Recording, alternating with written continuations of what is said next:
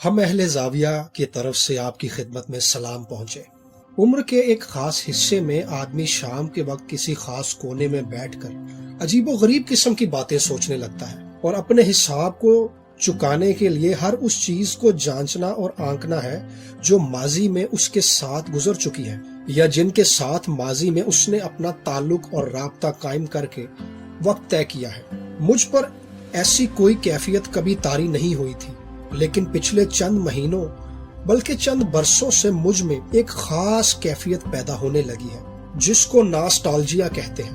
اس بیماری یا کیفیت میں انسان کو اپنا گزرا زمانہ یاد آنے لگتا ہے۔ انسان آج یا قریب کی بات بھولنے لگتا ہے اور ماضی بعید کی باتیں یاد کرنے لگتا ہے۔ اپنے پرائمری سکول اور مڈل کے زمانے کی ریموٹ باتیں زیادہ وضاحت سے یاد آنے لگتی ہیں۔ اس کیفیت سے دوچار ہونے کے بعد میں نے اپنے ساتھی ہم عمر دوستوں سے یہ پوچھا کہ کیا یہ کیفیت ان پر بھی کبھی طاری ہوئی ہے، تو تقریباً سب نے اس بات کا اعتراف کیا کہ انہیں بھی دور کی باتیں زیادہ یاد آتی ہیں اور حال کی باتیں اتنی شدت سے یاد نہیں رہتی۔ انہیں یہ یاد نہیں رہتا کہ کل اٹھا کر خط کہاں رکھا تھا۔ میں نے کہا کہ اس کی کچھ تحقیق کرنی چاہیے، ہم تو اس علم سے ناآشنا ہیں، ہمیں تو علم ہی نہیں ہے کہ یہ کیا ماجرا ہے، ایسا کیوں ہوتا ہے۔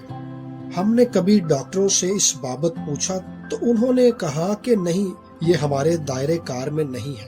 پھر میں نے اپنے بابوں سے پوچھا تو انہوں نے کہا کہ ہاں بس ہوتا ہے، ایسے اس کا ہماری سوچ کی لہروں سے تعلق ہوتا ہے۔ پھر میں نے ماہر نفسیات سے رجوع کیا کیونکہ یہ ان کے سوچنے کی چیز ہے۔ کئی سائیکالوجسٹوں نے میرے اس معمے کو حل کرنے کی کوشش کی، لیکن ان کی بات کچھ میرے دل کو نہیں لگی۔ پنجاب یونیورسٹی میں شعبہ نفسیات کی خاتون سربراہ ڈاکٹر صاحبہ کہنے لگی کہ ٹھیک ہے، ایسا ہوتا ہے، اس میں زیادہ پریشان ہونے کی ضرورت نہیں ہے۔ میں نے ان سے پوچھا کہ اس کی آخر وجہ کیا ہے۔ وہ مسکرانے لگی، لیکن انہوں نے مجھے کچھ بتایا نہیں۔ جب ان کی مسکراہٹ بڑی معنی خیز ہو گئی تو میں نے کہا کہ بی بی دیکھیں، مجھے اس کیفیت پر کوئی اعتراض نہیں ہے، میں تو ایک طالب علم ہوں جو کچھ نہ کچھ جاننے کی کوشش میں لگا رہتا ہے۔ یہ میری شروع سے ہی عادت ہے اور میری طبیعت میں تجسس ہے۔ آپ مجھے براہ کرم بتائیں کہ ایسا کیوں ہوتا ہے۔ انہوں نے کہا آپ یہ جان کر کیا کریں گے۔ میں نے کہا آپ کو پتہ ہے اس کا۔ انہوں نے اس بات میں سر ہلایا۔ میں نے ان سے کہا کہ پھر تو آپ اللہ کے واسطے مجھے یہ ضرور بتائیں ایسا کیوں ہوتا ہے۔ انہوں نے بددستور مسکراتے ہوئے بتایا کہ صاحب دیکھیں، انسانی زندگی میں انسان جو ہے وہ چونکہ کمپلیٹ پیدا نہیں ہوتا۔ ایک پھولوں کی جھاڑی جو ہے وہ جب بھی بیج پیدا کرے گی اپنے جیسے ہی کرے گی، اس کے جب بھی پھول نکلیں گے پہلے جیسے ہی نکلیں گے۔ ایک کتا پورے کا پورا کتا ہوگا، یہ نہیں ہوگا کہ وہ کتا کہے کہ سوری سر میں نے ابھی میٹرک نہیں کیا، اسی لیے میں اچھا کتا نہیں ہوں۔ وہ وفادار ہی رہے گا، آپ کے ہر حکم کا منتظر ہی رہے گا، مالک کو دیکھ کر دم ضرور ہلائے گا۔ ایک گھوڑا مکمل گھوڑا پیدا ہوتا ہے۔ ایک گھوڑے کو بغیر کسی انسٹیٹیوشن سے سیکھے پتا ہے کہ اسے کس پتھر پر قدم رکھنا ہے اور کس پر نہیں رکھنا، اور آپ اپنا بہت ہی قیمتی بچہ یا پوتا اس گھوڑے پر بٹھا دیتے ہیں۔ ایسا ہوتا ہے جب آپ نتیا گلی جاتے ہیں اور اپنے بچوں کو گھوڑے پر بغیر کسی خوف کے بٹھا دیتے ہیں۔ وہ بڑی خطرناک جگہ ہوتی ہے، لیکن گھوڑے کو پتا ہوتا ہے کہ اسے اس بچے کو بٹھا کر کس طرح احتیاط سے چلنا ہے۔ انسان ایک ایسی مخلوق ہے جو اپنے آپ کو ہر وقت تکمیل کے دائرے میں داخل کرتا رہتا ہے اور آگے چلتا رہتا ہے، وہ مکمل نہیں ہوتا۔ یہ بڑی عجیب و غریب بات ہے کہ کائنات کی اشرف المخلوقات کہلانے والی مخلوق میں یہ کوتاہی ہے کہ وہ پورا نہیں ہے، وہ اس کمی کو پورا کرنے کے لیے کوشش کرتا رہتا ہے۔ اس طرح انسان کا بچہ یا انسان جو ہے یہ ٹائم کے اندر سے گزرتا ہے اور وہ وقت ہی اس کا ماضی اور حال اور مستقبل ہوتا ہے۔ یہ ماضی کو پیچھے چھوڑتا جاتا ہے اور گھوڑے کی طرح پاؤں رکھتا جاتا ہے۔ اس کی نگاہیں مستقبل کی طرف رہتی ہیں اور اس کی ساری ترکیبیں اور ترغیبیں مستقبل سے وابستہ ہو جاتی ہیں۔ چوتھی کا بچہ دیکھتا ہے کہ اسے 5ویں جماعت میں جانا ہے، پھر 5ویں سے میٹرک میں جانا ہوتا ہے۔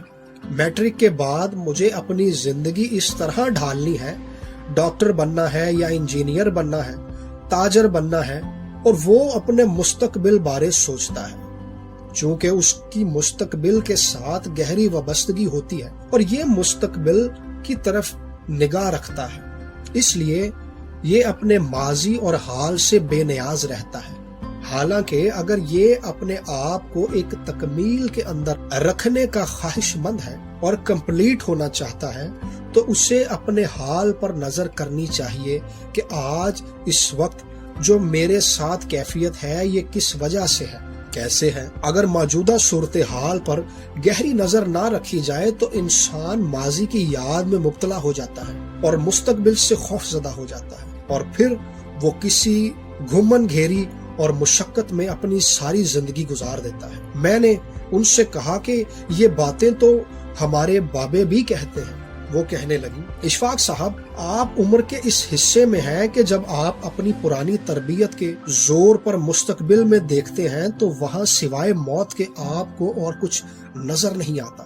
ہر پلان اور منصوبے کو بناتے وقت ایک بوڑھا آدمی ایمانداری کے ساتھ سوچ رہا ہوتا ہے کہ آگے موت کی انتظار کرتی ہوئی کھائی ہے۔ آپ چونکہ ذہین آدمی ہیں، اسی لیے خوف زدہ اور ڈری ہوئی شخصیت بھی ہے۔ جب بھی کوئی کواڑ کھولتے ہیں، بات موت کی فکر کے ساتھ ہی منتج ہو جاتی ہے اور انسان اس سے خوف زدہ ہو کر منہ پیچھے کی طرف پھیر لیتا ہے اور مستقبل کا ڈراونا کواڑ کھولنے کی بجائے وہ ماضی کی طرف چلا جاتا ہے اور اس ڈر اور خوف والے دروازے کو مکمل طور پر بند کر لیتا ہے اور ٹرن اباؤٹ منہ پیچھے کی طرف کر لیتا ہے، ماضی ہی سے امید کی کرنیں ٹٹولنے لگتا ہے۔ ان کی یہ بات بالکل ٹھیک اور خوبصورت تھی۔ وہ کہنے لگی کہ کچھ لوگ ایسے ہوتے ہیں، وہ اپنے ماضی کی ان یادوں سے فائدہ بھی اٹھا لیتے ہیں۔ اگر وہ ان یادوں کو اپنی موجودہ زندگی کا ایک حصہ بنا کے ان کے اوپر تفاخر کرنے لگیں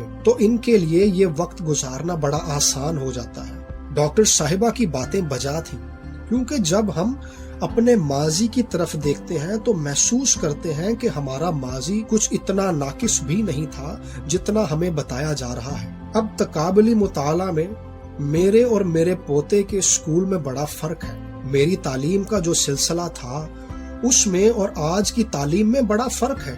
میری تربیت کے جو چوکھٹے تھے اور آج کی تربیت کا جو چوکھٹا ہے اس میں نمایاں فرق ہے۔ جن لوگوں نے اپنے ماضی کو ٹیک بنا کر اس سے شرمندگی نہ اختیار کر کے اپنی زندگی میں اس ماضی کو دخیل کیا ہے تو وہ یقیناً کامیابی کے ساتھ اپنا یہ سفر طے کریں گے اور خوشی کے ساتھ اس کھلے ہوئے پھاٹک میں داخل ہوں گے جس میں سب داخل ہوں گے۔ میری خواہش ہے کہ ہم بغیر کسی فکر پریشانی کے ٹاٹا بائی بائی کرتے ہوئے گزر جائیں اور پھاٹک میں داخل ہوں۔ جب میں اپنا ماضی یاد کرتا ہوں تو میں محسوس کرتا ہوں کہ میرا ماضی جس میں میرا اسکول، میری ماں، بہن بھائی ہیں، اس میں ایک ایسی اچھی تصویر موجود ہے جو میرے بڑھاپے کی اور آخری زندگی بسر کرنے کے لیے میری مددگار ثابت ہو سکتی ہے۔ میں اپنے ماضی پر شرمندہ ہرگز نہیں ہوں، باوجود اس کے کہ ہمارا گھرانہ غریب تھا۔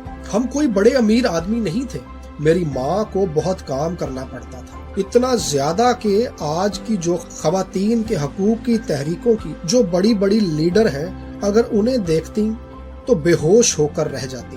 میری ماں 2 بھینسوں کا دودھ دھوتی تھی، پھر ان کا چارہ ایک بڑے چکر والے ٹوکے پر کترتی تھی اور اس کی بڑی خواہش ہوتی تھی کہ وہ کہتی تھی کہ اس ٹوکے کے منہ پر چارہ لگا دو۔ ہم ایک بار تو لگاتے پھر کھسک جاتے، پھر وہ خود ہی ٹوکے کے منہ پر چارے کی پلی لگاتی اور خود ہی اس چکر کو گیڑتی۔ یہ سارا کام بڑی خوش دلی سے کرتی۔ ان کے ماتھے پر کبھی سلوٹ نہیں آئی۔ وہ تھکی ضرور ہوتی لیکن بیزار نہیں ہوتی تھی۔ میں اکیلی اپنی ماں کا ذکر نہیں کرتا، اس وقت وہاں جتنی بھی مائیں تھیں اتنا ہی کام کرتی تھیں۔ ہمارا محلہ، سارا قصبہ لوگ ہم چھوٹے دوست ماؤں کے حوالے سے ہی جانے جاتے تھے۔ ایک ستندر کی ماں ہوتی تھی، ایک بلو ندر کی ماں ہوتی تھی، ایک بلوندر کی ماں ہوتی تھی۔ بلوندر کی ماں کو بلوندر کی ماں ہی کہتے ہیں۔ مصطفیٰ کی ماں، جمیل کی ماں، یہی شناخت تھی۔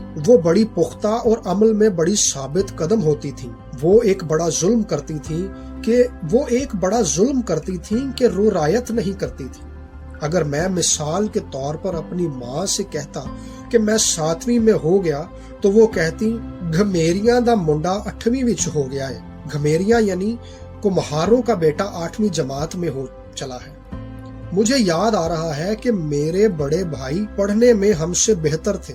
وہ تعلیم کے معاملے میں بہت مستعد بھی تھا۔ اس کا مقابلہ اس کے ہم جماعت بلونت کمار سے تھا۔ وہ فرسٹ آتا تھا، میرا بھائی سیکنڈ آتا تھا۔ میرے والد نے میرے بھائی سے کہا کہ یار شرم کر، وہ دبلا پتلا سا نالائق لڑکا ہے، تو موٹا تازہ صحت مند ہے، تمہارا سیکنڈ آنا تو کوئی کمال کی بات نہیں ہے۔ میرے بھائی نے بہت زور لگایا اور محنت کی اور وہ فرسٹ آ گیا۔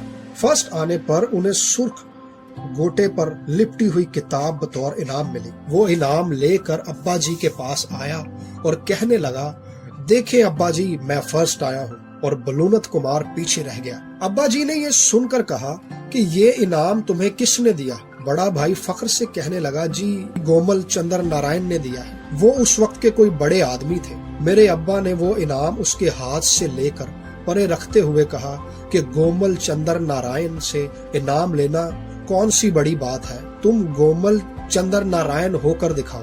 یہ ایک چیز تھی جو بظاہر لگتی تھی کہ دل ٹوٹ گیا، یہ ہو گیا، وہ ہو گیا، وغیرہ وغیرہ۔ اس زمانے میں سائیکالوجی نہیں ہوتی تھی۔ ماں بیٹے کا اور باپ بیٹی سے اولاد کا ایک ایسا سیدھا رشتہ ہوتا تھا، وہ اپنے تعلق سے ایسے موڑ لیتے تھے، ڈھال لیتے تھے، جیسا کمہار یا کوئی کوزاگر چاک پر مٹی کو اپنی مرضی سے ڈھال لیتا ہے۔ اسی طرح وہ والدین اپنی کم تعلیم کے باوصف اسے موڑ کر اپنی مرضی کے مطابق کر لیتے تھے، اور جب اس کو بجا کر دیکھا جاتا تو کسی طرف سے اس کی آواز خراب نہیں ہوتی تھی، وہ کسی طرف سے ٹیڑھا یا بھینگا نہیں ہوتا تھا۔ یہ ساری خوبیاں ان لوگوں میں موجود ہوتی تھی، اور وہ ہمارے ساتھ مل کر، بچوں کے ساتھ مل کر اتنی ہی محنت کرتے جتنی بچے اپنی طرز پر کرتے ہیں۔ ہمیں مولڈ کرتے تھے کہ ہمیں ان سے کوئی گلا شکوہ یا شکایت نہیں ہوتی تھی۔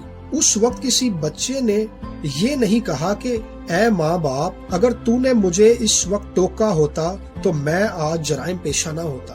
ایک بار روٹی کھاتے ہوئے میری ماں کا لقمہ زمین پر گر گیا تو انہوں نے اسے اٹھا کر ماتھے سے 3 دفعہ لگایا اور کھا لیا۔ میری بہن جو ہم سے بڑی تھی اور زیادہ پڑھی ہوئی تھی، وہ ان دنوں خواتین تہذیب نصفہ وغیرہ کے رسالے پڑھا کرتی تھی۔ ماں کو نیچے سے لقمہ اٹھا کر کھاتے دیکھ کر چلانے لگی، اماں جراثیم، اماں جراثیم، یہ تم کیا کر رہی ہو؟ زمین سے اٹھا کر نہیں کھاتے۔ اماں کہنے لگی، کوئی بات نہیں، اب میں نے کھا لیا ہے، کچھ نہیں ہوتا۔ میں اب محسوس کرتا ہوں کہ میری اماں جراثیم کے مقابلے میں خدا سے زیادہ ڈرتی تھی۔ وہ کہتی تھیں کہ اس رزق کی بے ادبی نہیں ہونی چاہیے، اسراف نہ ہو۔ جب اس ماں جی کو دیکھتے ہیں تو خوشی بھی ہوتی ہے۔ اس کی بات میں اخلاق کا پہلو نمایاں ہوتا تھا اور اخلاق کا راستہ بتایا جاتا تھا۔ اب ایسا رواج نہیں ہے، باوجود اس کے کہ ہمارے ہاں علم و تعلیم تیزی کے ساتھ بڑھ رہی ہے، اور ہم نے ایسے میتھڈ اختیار کر لیے ہیں جو شاید آگے چل کر اتنے کام نہیں آئیں گے، لیکن ایک قوم اس دنیا میں ابھی بھی موجود ہے جو اخلاق پر قائم ہے۔ اس قوم کے گاؤں میں ابھی بھی اخلاقی قدریں موجود ہیں جو ہم نے اپنے بچپن میں دیکھی تھی۔ آپ کو یہ سن کر تعجب ہوگا اور حیرانی ہوگی کہ وہ قوم امریکی لوگ ہیں۔ امریکہ کی حکومت، اس کا واشنگٹن ڈی سی اور وائٹ ہاؤس مختلف ہے۔ اس کے رہنے والے اور دیہاتوں کے باسی ان حکومتوں سے برعکس ہیں۔ وہ اپنی اخلاقی اقدار پر آج بھی قائم ہیں جو ہم نے اپنے بچپن میں دیکھی تھی۔ پچھلے سے پچھلے برس میں میں کینسس کی ریاست میں گیا، وہاں بڑے پی ایچ ڈی پڑھے لکھے موجود تھے۔ ان لوگوں کے ساتھ ایک مرتبہ کھانا کھانے کا اتفاق ہوا۔ کھانا کھانے سے قبل ان کا بڑا ابا یا والد دعا پڑھتا ہے۔ جن میں کہتا ہے کہ اللہ تیری مہربانی ہے کہ تو نے ہم کو رزق دیا ہے۔ وہ دعا کافی لمبی ہوتی ہے اور سب تعلیم یافتہ بچے ویسے ہی بیٹھے ہوتے ہیں اور وہ سب دعا کے بعد کھانا شروع کرتے ہیں۔ ان کی آپسی میل ملاپ کی باتیں سب اخلاقی اقدار پر پوری اترتی ہیں۔ میں ایک بار امریکہ کی وسکونسن اسٹیٹ کی ایک جگہ پر پیدل گیا۔ وہاں اعلیٰ درجے کی مکئی کی چھلیاں ہوتی ہیں۔ وہ بڑے کمال کی اور بڑی مزیدار ہوتی ہیں۔ سن پریری میں 22 اگست کو کارن فیسٹیول ہوتا ہے۔ وہاں لوگ، خواتین و حضرات، بچے، بوڑھے، لڑکیاں، لڑکے اعلیٰ درجے کے کپڑے پہن کر شریک ہوتے ہیں۔ لڑکے باجے بجا رہے ہوتے ہیں۔ ہم ہو تو کہیں کہ یہ مکئی کی چھلیاں کیا ہیں، ہم ایسے ہی باجے بجاتے پھریں، لیکن وہ اس فیسٹیول کو دھوم دھام سے منا رہے ہوتے ہیں۔ وہاں فیسٹیول کی جگہ بڑی سجائی ہوتی ہے اور دور دراز کے گاؤں سے لوگ اس میں شرکت کرتے ہیں۔ فیسٹیول میں ابلی ہوئی چھلیاں ہوتی ہیں، ساتھ مکھن اور کالی مرچ بڑی مزیدار ہوتی ہے۔ جب میں نے میلے میں شرکت کی، ساری چیزیں کھانے کو ملی، لوگوں سے ملنے کا اتفاق ہوا تو مجھے بڑے شوق اور تجسس سے ملتے اور دیکھتے رہے۔ میں نے ایک لمبا کرتا پہنا ہوا تھا اور نیچے رنگ دار لاچا۔ مجھے پوچھتے کہ آپ کہاں کے رہنے والے ہیں؟ ان میں سے بہت سو کو پاکستان کا پتہ ہی نہیں تھا اور میں انہیں جب بتاتا کہ افغانستان کے ساتھ اس طرح انہیں لوکیشن کا پتہ چلتا۔ افغانستان کا ان سب کو علم تھا کیونکہ انہیں معلوم تھا کہ افغانستان نے روس کو بھگایا ہے۔ وہ پاکستان بارے مجھ سے باتیں کرتے رہے۔ انہوں نے پوچھا کہ آپ نے انگریزی کیسے سیکھی، تو میں نے انہیں بتایا کہ پاکستان میں سبھی پڑھے لکھے ہیں، وہاں کوئی ان پڑھ نہیں ہے۔ اگر تم وہاں کوئی ان پڑھ تلاش بھی کر لو گے تو وہ تمہیں نہیں ملے گا۔ امریکی عوام معصوم ہے، انہیں نہیں معلوم کہ حکومت کیا کر رہی ہے۔ انہیں جو بتایا جاتا ہے سادگی سے یقین کر لیتے ہیں۔ انہیں اگر بتایا جائے کہ UNO میں جمہوریت کے منافی کام بھی ہو رہے ہیں اور عہدوں سے پھرا جا رہا ہے تو وہ سارے کے سارے دیہاتی اور شریف لوگ احتجاج کریں گے۔ اگر احتجاج نہیں کر سکے تو ہمیں تسلی ضرور دیں گے، دل جوئی ضرور کریں گے اور دلی افسوس کریں گے۔ مسئلہ یہ ہے کہ ہم حکومتوں کے ساتھ وابستہ ہونے کی کوشش کرتے ہیں۔ ہم سب سے یہ کوتاہی ہوتی ہے کہ ہم وائٹ ہاؤس کی طرف اور واشنگٹن کی طرف دیکھتے ہیں، امریکہ کے دیہاتوں سے رابطہ نہیں کرتے۔